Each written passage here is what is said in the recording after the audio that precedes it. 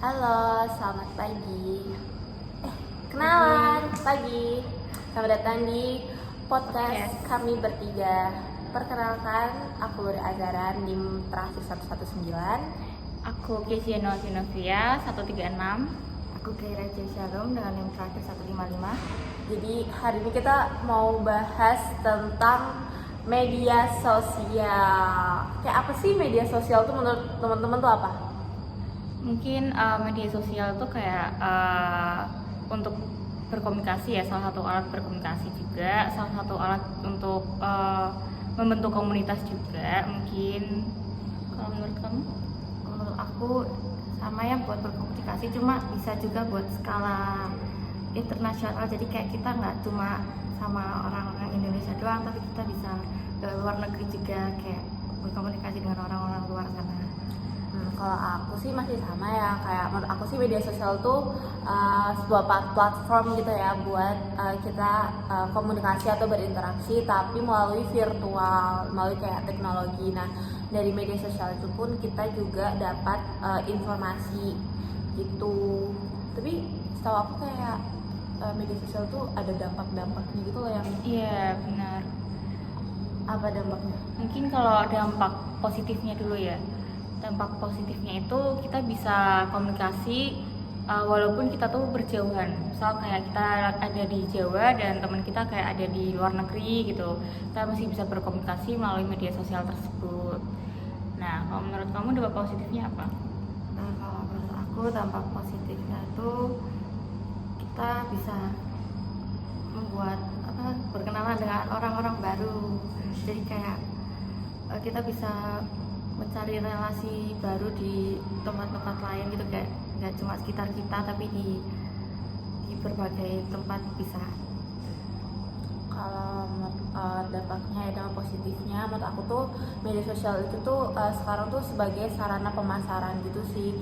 Kayak kalau kita punya usaha atau apapun itu, punya acara, kita tuh bisa promosiin acara atau usaha kita tuh dari media sosial itu, karena media sosial kan bisa dijangkau semua orang yang jadi usaha kita atau acara kita tuh bakal dapat audiens yang lebih banyak gitu. So, media sosial juga bisa membuat kita membuka bisnis gitu.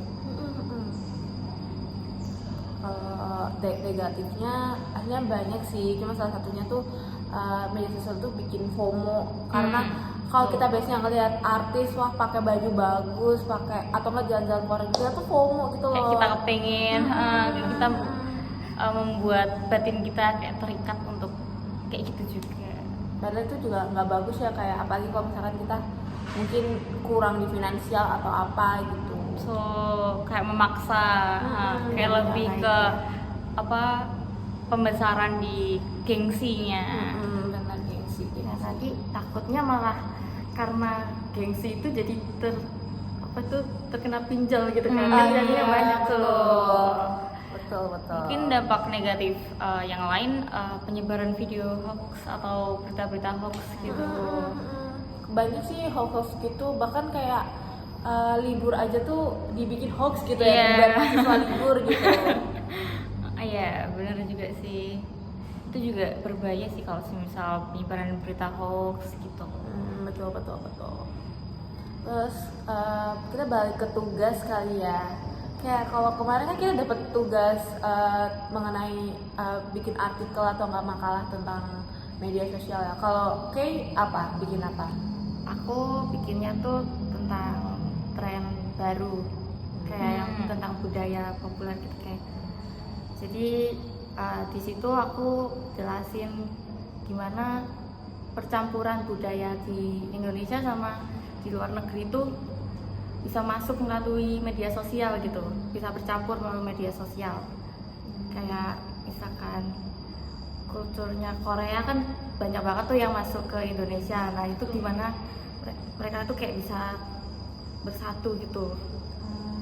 Jadi kayak ada akulturasi gitu Iya, ya, percampuran gitu. Tapi ada ini nggak kayak dampaknya gitu buat anak-anak atau nggak generasi kita gitu? Dampaknya tuh kalau dari dampak negatifnya ya, itu jadi budaya kita tuh jadi terkikis gitu loh, karena budaya Pemasukan budaya luar. luar. Gitu. Jadi banyak yang lebih memilih untuk ngikutin budaya luar daripada mempertahankan budaya kita sendiri. Iya sih, emang banyak sih, kan miris ya guys. Terus kalau kayak gini apa? Kalau aku sih membahasnya kayak tentang etika, lebih ke etika kita bersosmed ya. Banyak kayak generasi seperti kita ini malah etikanya tuh kurang gitu ya. Sebenarnya etika di medsos tuh penting banget sih. Kita kayak bisa menciptakan lingkungan yang sehat, kita bisa menciptakan komunitas yang sehat ya. Tapi di sisi lain juga kalau kita tidak menerapkan etika di medsos itu mungkin banyak sikap-sikap yang mungkin kayak tercela gitu nggak sih? Iya benar. Soalnya kayak emang di media sosial itu kita nggak bisa nyaring gitu sih, dan kita nggak kenal juga ya sama orang lainnya gitu. Harus kesadaran diri sendiri ya. Ya, kalau kamu sendiri? Aku sama sih, aku tuh kayak pengaruh media sosial tuh terhadap moral mahasiswa gitu, karena media sosial kan emang udah luas banget ya, kayak sampai aku bilang tadi kayak penyaringannya tuh kurang, jadi tuh mahasiswa tuh kayak juga kurang gitu, etika dan moralnya tuh jadi turun gitu, apalagi mungkin mau ke kakak tingkat atau nggak ke dosen tuh udah kayak nggak ada jaraknya, udah nggak ada batasnya gitu. Terus aku bahas tuh kayak dampaknya gimana, terus kayak kenapa sih kok bisa adanya penurunan gitu. Emang rata-rata sih karena kemajuan teknologi sih, terus kurangnya kayak kurangnya penggunaan media sosial dengan bijak gitu sih. Tapi harusnya tuh kita sebagai mahasiswa tuh bisa gunain media sosial tuh dengan bijak Iya, ya sih. kan kita kan juga udah gede ya, udah bisa berpikir juga. Tapi kenapa kayak semakin di sini, semakin kesini, zaman semakin kesini tuh kayak lebih kurang untuk beretika di sosial media itu juga kenapa? Jadinya kayak ada cyberbullying gitu ya. Benar.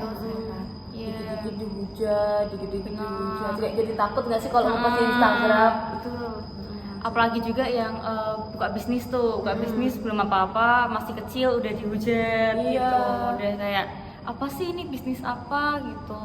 Padahal kan butuh iya, support ya, butuh support, betul. kita pengennya kan itu bisnis kan berkembang, tapi kenapa netizen gitu kayak malah merendahkan, jadinya kan ya gitu bisnisnya ya nggak jalan gitu.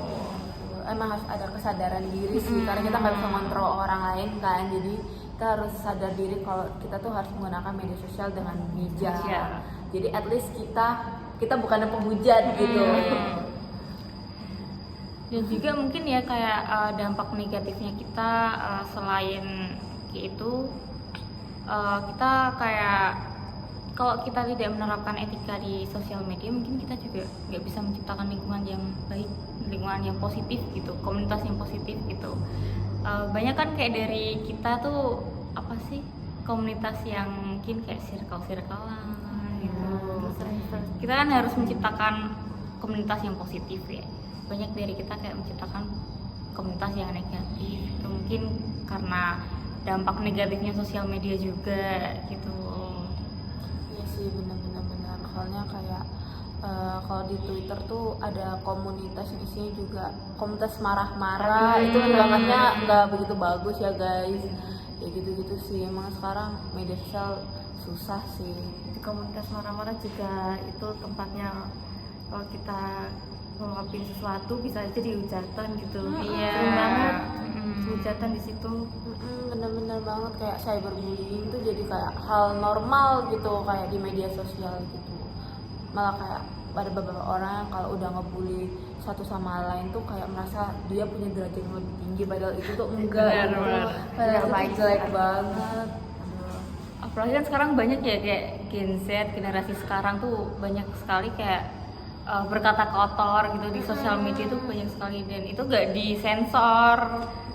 Banyak yang masih anak kecil misalnya kayak SMP, SD gitu kayak ngebaca isi komentar itu tuh tanpa disensor gitu. Jadi kayak mereka tuh terpengaruh kata-kata kotor itu gitu. Ya, berarti mungkin saran dari aku sih ya buat teman-teman nih yang ngeliat video podcast, kayak ayo kita bijak menggunakan media sosial, karena emang tadi itu dampak negatifnya lumayan banyak, dan walaupun ada dampak positifnya sebisa mungkin kita ambil dampak positifnya itu. Mungkin sekian podcast dari kami tutup. Wassalamualaikum warahmatullahi wabarakatuh. Bye-bye. Terima kasih. Terima kasih.